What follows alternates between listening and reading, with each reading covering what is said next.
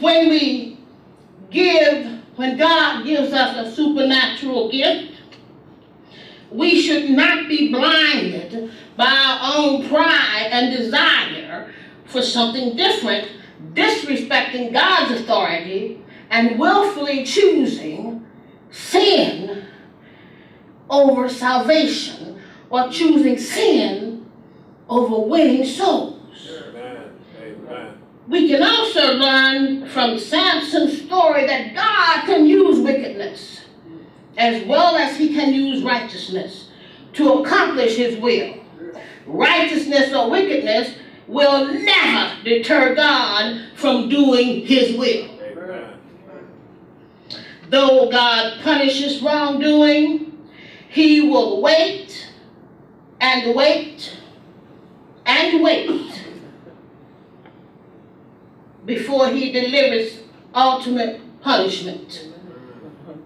And we must be careful to keep our focus on God, on Jesus, the author and the finisher of our faith. Now, do you have a calling on your life today? Has God given you a specific gift?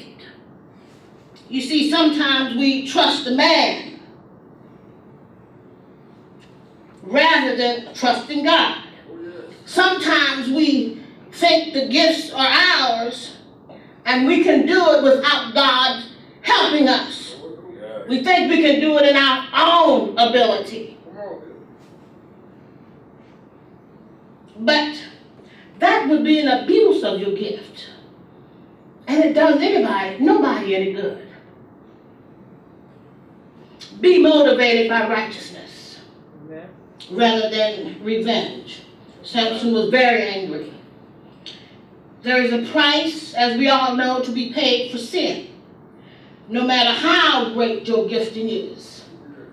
No matter how great your gifting is.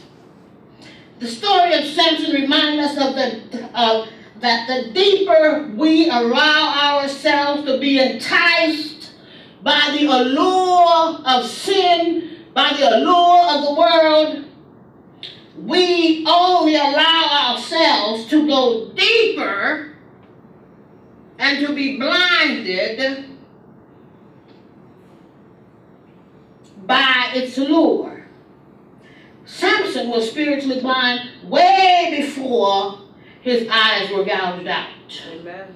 We must accept the reality that sin can seep deep into our lives. We must know that sin is blinding. It has a numbing impact upon us.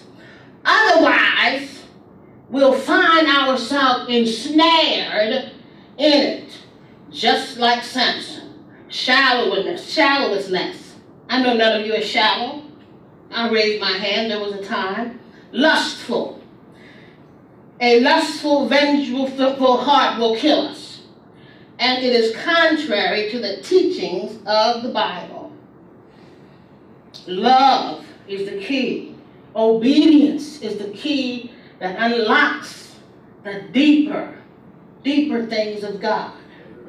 Perhaps the greatest lesson we learn is that God would rather forgive than to judge.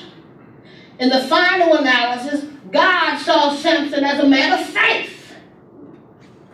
This is evidenced by the fact that he listed him among those in the hall of faith. In Hebrews 11:32-34, it is written, "And what more shall I say? For time would fail me to tell of Gideon, of Barak, of Samson, of Jephthah, of David and Samuel and the prophets, who through faith conquered kingdoms, enforced justice, obtained promises, stopped the mouths of lions, quenched the power of fire, escaped the edge of the sword, were made strong out of weakness, became mighty in war, and put foreign enemies to flight." God still found favor with Samson, and God does the same with us. Amen. When we read through the list of names recorded there, we find No one in the hall of faith was perfect. None was perfect. None was perfect. So stop trying to be perfect. God wants you as you are. Amen. Imperfect. You see, He is strength. He is strong in your weakness.